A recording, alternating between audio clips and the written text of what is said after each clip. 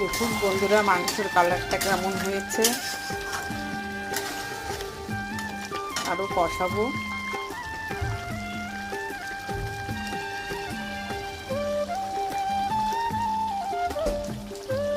দেখেছেন, মাংসটা করে একটু ভাজা রান্না করবো। ভাজা রান্না করলে হয়ে যাবে। এদিকে মেয়ে আবার পড়তেও চলে যাবে, তো আজকে একটু তাড়াতাড়ি পড়া আছে, আজকে শনিবার, তার জন্য।